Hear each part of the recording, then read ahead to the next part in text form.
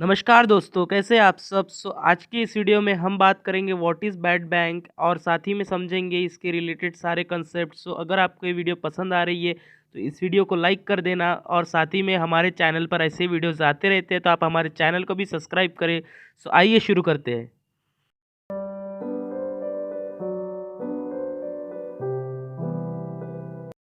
Bad bank ये concept समझने से पहले हमें समझने पड़ेंगे कुछ बेसिक कंसेप्ट्स। तो आइए शुरू करते हैं हमारे पहले कंसेप्ट एसेट्स के साथ। तो व्हाट आर एसेट्स?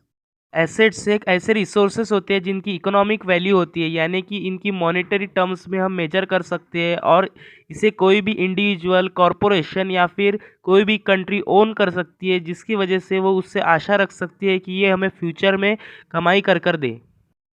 अगर हम बैंक के संबंध में देखें तो डेटर्स जो होते हैं वो बैंक के लिए एसेट्स होते हैं, क्योंकि बैंक ने कहीं ना कहीं उन्हें पैसा दिया रहता है, तो जिसकी वजह से डेटर उन्हें वो पैसा इंटरेस्ट के साथ लौटाने वाले रहते हैं, जिसकी वजह से हम डेटर्स को बैंक्स के एसेट्स कह सकते हैं। तो अब हम बात करते हैं हमारे सेकेंड टर्म की, जो कि है नॉन परफॉर्मिंग एसेट्स और एनपीएज।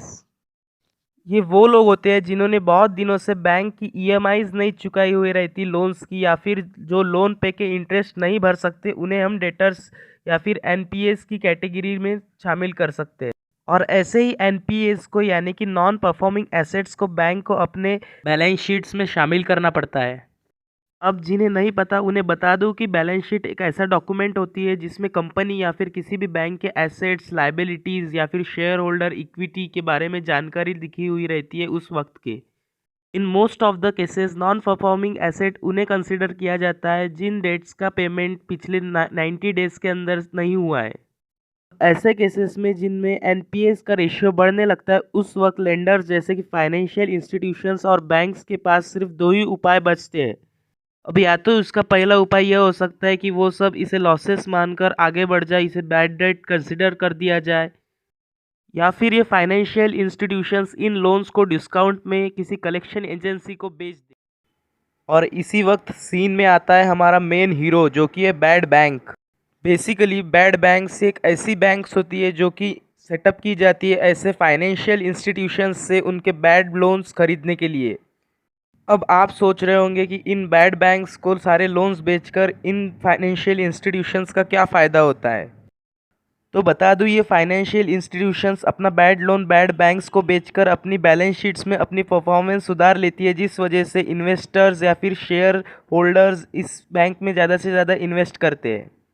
और साथ ही में ये लोन्स बेचने की वजह से इन फाइनेंशियल इंस्टीट्यूशंस के पास लिक्विड फंड्स क्रिएट हो जाती है, जिस वजह से ये लोग और लोगों को लोन्स देकर उन पे से इंटरेस्ट कमा सकती है। जनरली ये बैड बैंक्स फाइनेंशियल क्राइसिस के सिचुएशन में ही सेटअप की जाती है। तो अब बात करते हैं बैड बैंक्स इन एनपीएस या फिर बैड लोन्स को खरीद कर करती क्या है।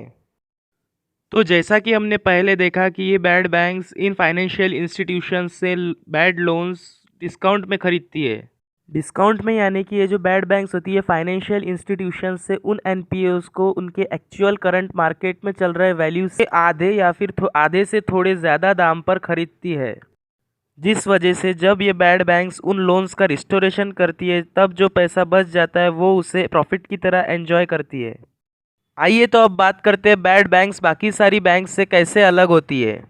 बैड बैंक्स बाकी बैंक्स के तरह किसी को कर्जा नहीं देती और ना ही किसी से डिपॉजिट्स एक्सेप्ट करती है, बल्कि बैड बैंक्स खुद बाकी सारी कमर्शियल बैंक्स से लोन खरीद कर उनकी वसूली करती है। और साथ ही में इन बैड बैंक्स की शुरुआत बैड एसेट्स से होती है, unlike other banks. I hope कि आपको बैड बैंक का कंसेप्ट समझ में आ गया होगा। और अगर आपको इंडिया में नई शुरू होने वाली बैड बैंक की इन्फॉर्मेशन चाहिए तो मुझे कमेंट में बताएं। सो आगे बढ़ने से पहले आप सभी को एक रिक्वेस्ट है मेरे फ्रेंड्स की, आप जो भी ऑडियंस हमारी वीडियोस को देख रही है, उसमें से 96% जो ऑडियंस है वॉच टाइम हमें आ रहा है वो सिर्फ नॉन सब्सक्राइब्ड ऑडियंस है, और जो भी सब्सक्राइब्ड ऑडियंस है उससे सिर्फ 3.5% आ रहा है। तो प्लीज़ अगर आपको हमारे वीडियोस पसंद आ रहे हैं तो इस चैनल को ज़रूर सब्सक्राइब करें, जिससे कि मेरा मोटिवेशन बूस्ट हो और मैं आज आपके लिए ऐसे ही अच्छे से अच्छे वीडियोस लाऊँ। तो प्लीज़ आपकी इस नॉन सब्सक्राइब के जो रेशियो है उसको सब्सक्राइब के रेशियो में कन्वर्ट करें। आई होप कि आपको वीडियो पसंद आया होगा, तो इस वीडियो को लाइक करें, शेयर करें, सब्सक्राइब करें हमारे चैनल को। Thanks for watching.